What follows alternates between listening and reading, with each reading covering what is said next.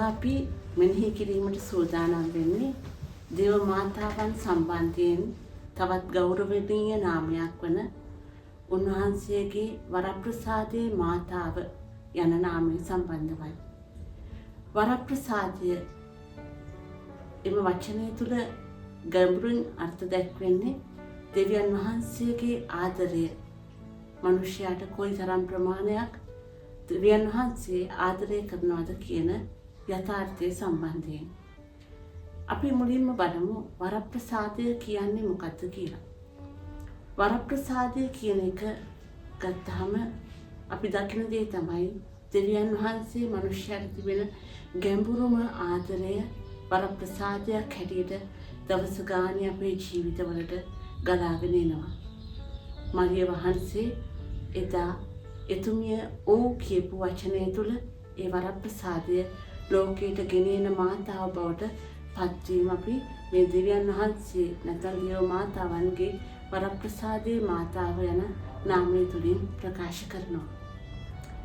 ශුද්ධ අගොස්තිනෝ තුමා කියනවා එක් අවස්ථාවකදී මනුෂ්‍යයාට Tamanගේ ස්වකීය බලයෙන් කිසිම දෙයක් කරන්නට බෑ. දෙවියන් වහන්සේගේ වරප්‍රසාදය තුළ තමයි මනුෂ්‍යයා හැම දෙයක්ම සිද්ධ කරන්නේ කියලා.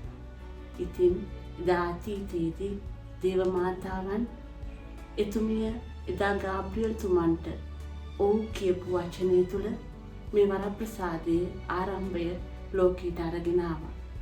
ගැලවීමේ ඉතිහාසය තුළ මනුෂ්‍යයාට වරප්‍රසාදය ලබා දෙන්නට එතුමිය ප්‍රබල මැදිහත්කාරියක් වුණා.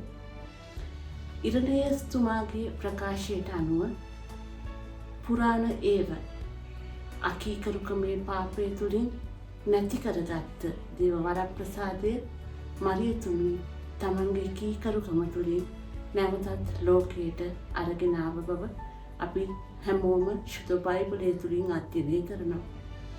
ශුද්ධ බර්නාඩ් තුමා කියනවා ක්‍රිස්තුස් වහන්සේ තමයි සම්පූර්ණ වරප්‍රසාදය.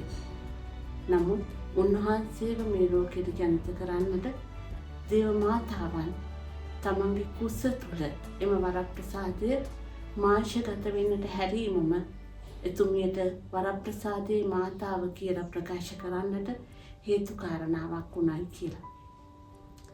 අපි අපේ පැත්තට හැරිලා බැලුවොතින් දවස ගානේ අපි මේ වරප්‍රසාදය කියන එක අත්දකිනවා. එදා උන්වහන්සේ දෙවියන් වහන්සේගේ වචනයට ඔව් කිව්වා වගේ අපේ මේ පුංචි ඔව් කියන වචනය අපේ පවුලට, අපේ සමාජයට, අපේ සභාවට වරප්‍රසාද ගලාගෙන එන මාර්ගයක් බවට පත් කරගන්නට අපිට පුළුවන්. ඒ වගේම තමයි ඒ විශ්වාසය තුළ උන්වහන්සේ ලැබුවා වූ ඒ ආදරයේ මාර්ගය වරප්‍රසාදය තුළින් පූර්ණ කරගන්නට අපේ ජීවිතවලට උන්වහන්සේ කැඳවීමක් දීලා තියෙනවා. ඉතින් දවස ගානේ අපි ජපමාලය උච්චාරණය කරනකොට නමෝ මරියනි ප්‍රියප්‍රසාද පූර්ණවන්තියනි ස්වාමීන් වහන්සේ ඔබ කෙරෙහිය මේ කියන ප්‍රකාශය ඇතුලේ අපිත් අත්දකිමු උන්වහන්සේගේ ඒ වරප්‍රසාදයේ ආශිර්වාදය. ජේසුස් පිටයි.